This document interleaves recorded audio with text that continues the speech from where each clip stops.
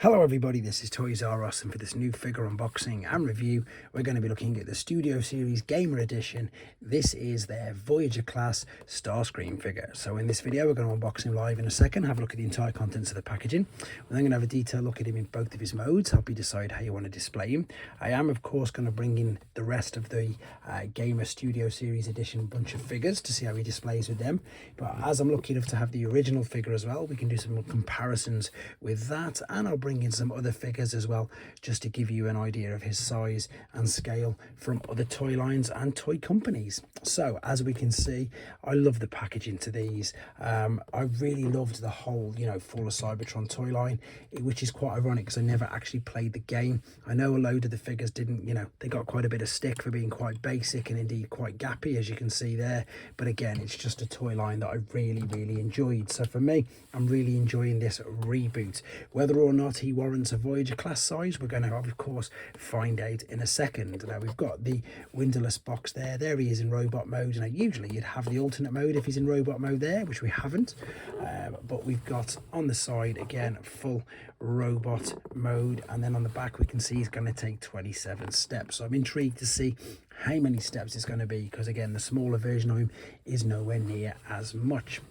Right, I'm going to take him out of the box now, and as I do this, a couple of things I'd like to remind anybody who's not subscribed to the channel to hit that subscribe button for me now please, and also don't forget to either hit the like or thumbs down. It's up to you, but of course if you're going to press thumbs down, let me know why, and of course that's the only way I can improve. I also need to thank In Demand Toys in the UK, which is where this came from, and as you can see they got it to me nice, quickly and safely. Right, so let's take him out of the packaging. Now these always deceive me because they always feel really heavy, like you're going to have a really heavy figure, but you've got to remember there's a huge cardboard background there, and then you've got a huge, even bigger double cardboard backdrop there. Now as I said with the concept art Megatron, and as I say with pretty much all the Studio Series figures, I'm not a fan of them, mainly because I think A, they take up too much space, B, I would imagine that they cost quite a bit to make. Now granted, the Teletran one from the Netflix figures was really flimsy. However, if they took something on board a little like that, and what I mean by that is make a huge diorama that you could piece all together, I'm sure that would be much better. Now he is way bigger than that, which again, so I'm liking the look of this already. Obviously what I need to do is set him free from there though, and then come straight back to you.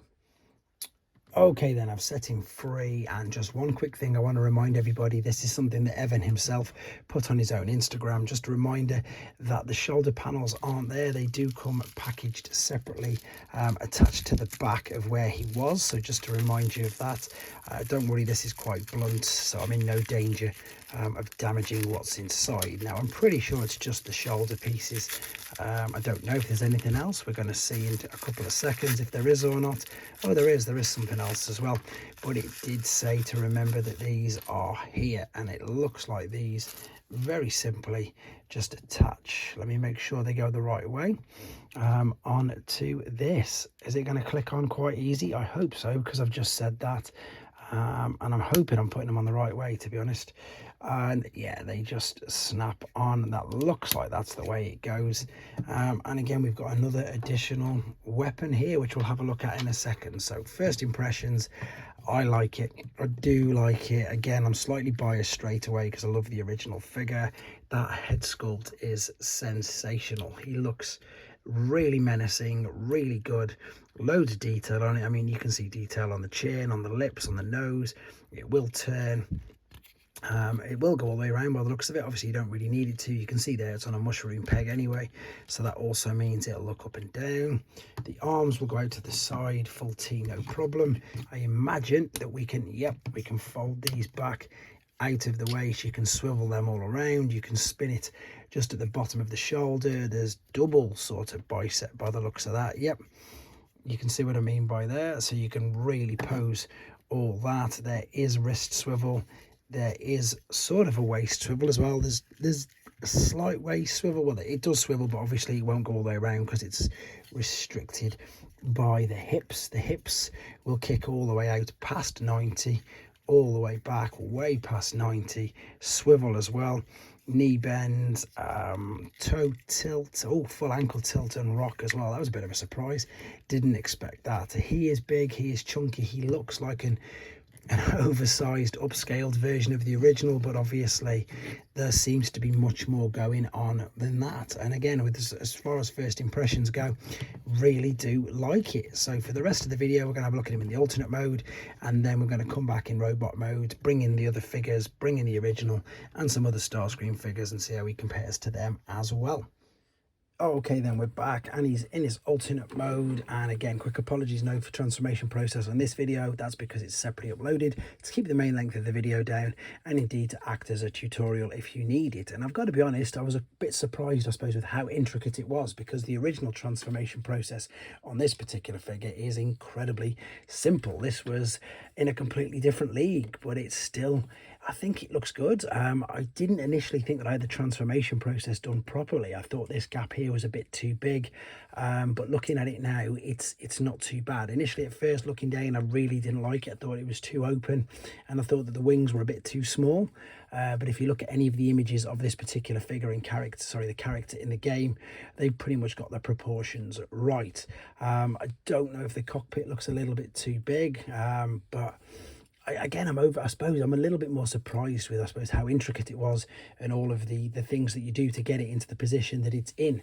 The only thing that I will say it definitely doesn't have as good as is, which the original has, is the accessories. Now, the two guns, or the rail guns, whatever you want to call them, that come with this, now, even though it might not be computer game accurate, these are way better. But this does give you also an idea of just how much bigger it is. Remember, this one was a deluxe class and this is a Voyager class, so you can clearly see the difference between the two of them is huge. That's just about coming off camera.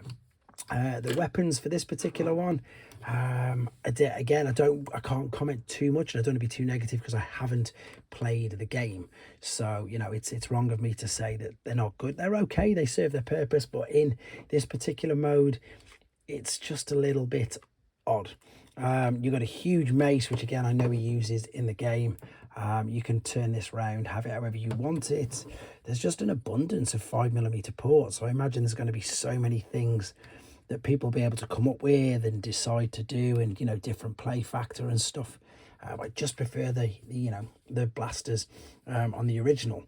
There's no other way to store these either, to be honest. Perhaps I would have liked if you could, I don't know, as I say, just to cover up this particular gap here. Maybe you've got these spikes though, which do look really good, but it would have been nice if perhaps maybe that could have, no, that wouldn't have looked good either, would it? You can of course put blast effects in the back, which is great, so it does of course look like it's thrusting off. And of course, I suppose if you wanted to as well, with all the ports here, you could perhaps make it look like it's taking a hit. Could you? Would it fit in them? Well, perhaps not. But you get the idea. They're fully effective. All these ports all the way around it, you're going to be able to put lots of different things and other figures and characters, weapons on here. I'm just having a look what we can do with regards to if I can display it anywhere else or slightly any differently. I don't really think so, and obviously that's not the full intended version of it. There's nowhere underneath where you can store it, but yeah, as I say, I was surprised at how difficult it was. I'm not gonna say difficult, that's the wrong word, how intricate, like I said at the beginning, it was to get it into this particular position. With regards to some other figures in the series alternate mode, this of course is a very big deluxe figure, so that's yeah, quite a bit bigger. There's a G1 Prime. This is quite a bit bigger. It's a big deluxe figure, as I say. I'm quite impressed with it, and as I say, after looking at more of the renders of it, the wings, ironically enough, they look perfect, even though they look perhaps too small for the jet itself. They are very, very computer game accurate. Now, whether or not it would work on this particular display in alternate mode, obviously not. We'll bring it back in for the main robot mode and see again how we can attach and use all of these accessories right now. So yeah, we're going to come back. He's going to be back in his robot mode. There isn't really anything else to say about this. It does look good, but the robot mode I think looks loads better. All right, so here we are then, back in his robot mode, and again, this is definitely the way that I'm going to be displaying him. I think he looks great, and I've obviously learned that you need to turn these out to the side to give him that full I suppose best way of looking. Now what we're going to do, let's have a quick look at this one. So this was, as I say, the original one. This is the Takara version. That's why it's got the slightly different paint apps. So again, you can see the size difference is huge. But what I will say, of course, and it's obviously a no-brainer, we will, I'm sure, very quickly get these guys as well. Now, of course, there is a Thundercracker as well that came out of the Thrilling 30, and I'm sure we're going to get the Studio Series Gamer repaints of all of these as well. Right, with regards to the accessories then, so we've got all these here, and as I say, this does, oh no, it goes this way around into there. Now you can store all these at the back if you wanted to via these ports. I'm just interested to see, because of how big these are, if it's going to make him unstable. So I've seen this in the instructions. I see why they would do it with some figures, but perhaps not with this. But as you can see, no issues whatsoever. That just stands perfectly. Also, of course, you can, if you wanted to, if you've got the flight stands, etc., you could put the blast effects in his feet to make it look like he's flying as well. That way, that works, which is really good. I like figures that you can do a lot of things with, to be honest. So, and this one, again, has got quite an abundance of things that you can do. So this is the gimmick that they've been having with pretty much all of their Wolf Cybertron figures. So the right arm you can take off and you can literally turn his arm into a blaster. Now, with that, I don't think that looks that good, to be fair. It's a little bit too thin. The robot arm's a little bit too thin, but it does have a 5mm port on it, so that would mean that surely, let's have a look at this, that I could pop it in his hand. Yes, there you go. And that looks, in my opinion, let me know in the comments if you agree, that looks better. And then you can also, because of the articulation, I think, and movement on this figure, perhaps put it in the two hands, or look like he's holding it with two hands. Or of course you could then give him his huge mace, and this just makes me want to play the game even more, because it looks so good, and there's loads of detail on that, to be fair, like sparking or a sort of lightning effect. Let me see if I can get him to balance. To be fair, you don't even really need to see if you get him to balance. He will balance, no problem whatsoever. Right, what we'll do now, I'm just going to take that out of the way because it is a little bit too big. So let's just have a look at him compared to some Starscream figures. Now, I obviously could have gone and got millions of Starscream figures, but I've gone with the Earthrise, or more in this case, Studio Series version of him. This is, of course, Siege. Oh, nearly knocked everything over. So totally different molds, totally different, I suppose, not decos, but versions. That's probably the best word we're looking for. Totally different versions of him. This is, of course, very unique. This is, funnily enough, another game version of him. I didn't bother with the original G1 Starscream because it's nothing like him at all. Oh, I've just lost a wing on this one. This one's the Takara World's Smallest, just for a bit of fun, because it just so happens to be right next to where I am. But again, you can tell that it's nothing like the G1 mold. Right, what you do want to have a look at, or I suppose what you would like to see, is these particular figures. Now, a lot of people hated this one. I don't think it's too bad. But let's get the, saying that now, he won't stand up, watch. Let's get the Decepticons together. And in my opinion, so far, it is the best. He is leaps and bounds better than this Megatron. I can't even believe the Megatron is a Voyager class as well, to be honest, especially when you're standing next to these and you can see just, yeah, just how I think this one's in a different league. It's so much better. And then finally, just very quickly, this big, massive, yeah, I've put that there, and I've put his fist on the back, other Voyager class figures. So you're getting, yeah, these are getting chunkier and chunkier as they go along. Really like the toy line though. It's nice that they've updated them, and it's, as I say, it's not going to be good for our wallets, because I'm sure we're going to get all the redecos of these. Obviously, a lot of people don't collect this particular toy line, so if you don't, this is some other mainline figures. So there's Deluxe, there's Leader Class, and I've got Core Class here as well, just to give you an idea of size. So there's some of your mainline figures. You can't even see his head, he's that much taller. With regards to some other different toy lines, G1, Normal Prime, I say normal prime, G1 prime, because again there's loads of different primes, and Bumblebee. And then just very quickly, and once again I do like to state this all the time just in case people comment, obviously these aren't to be displayed together, it's just to give you an idea, because I've got so many different figures that I review and so many different, I suppose, viewers who collect so many different figures. So these are new age, so of course they're not supposed to scale. This is Iron Factory. It is solely to give you an idea that if you do collect these figures, of how big this particular figure is compared to them. So there you go. Funnily enough, there's a core class. And what have I got knocking around? I'll grab some more in a minute. I think I've pretty much covered all of them.